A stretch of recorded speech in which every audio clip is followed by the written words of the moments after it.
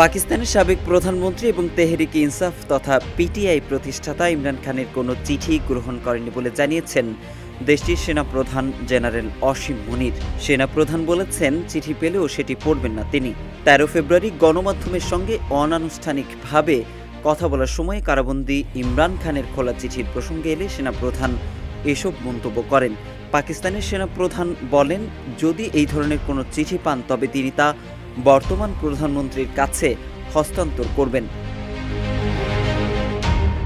এদিকে দুর্নীতি থেকে শুরু করে সন্ত্রাসবাদ সহ বেশ কয়েক ডজন মামলায় ২০২৩ সালের আগস্ট থেকে কারাগারে আছেন ইমরান খান। এর আগেও দুইবার সেনাপ্রধান বরাবর তেহরিক ইনসাফ বা পিটিআই নেতা ইমরান খান খোলা চিঠি লিখেছিলেন। সেনাপ্রধানের উদ্দেশ্যে তৃতীয়বার খোলা চিঠি লেখার একদিন পর জেনারেল অসীম মুনির এ মন্তব্য করেন।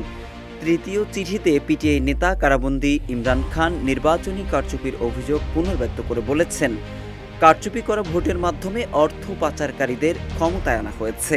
কোটি মানুষের আস্থার ভালোবাসায় ১১ বারের মতো দেশের ১ নম্বর রেফ্রিজারেটর ব্র্যান্ড ওয়ালটন।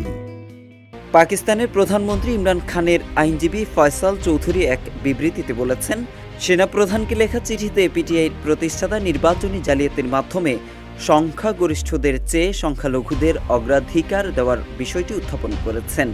তবে চিঠির প্রসঙ্গ শেষে পাকিস্তানের সেনাপ্রধান জেনারেল মুনির দেশের স্থিতিশীলতা রক্ষার প্রতি ইঙ্গিত করে বলেন, দেশ সন্তোষজনকভাবে এগিয়ে চলেছে এবং পাকিস্তান উন্নয়নের পথে রয়েছে।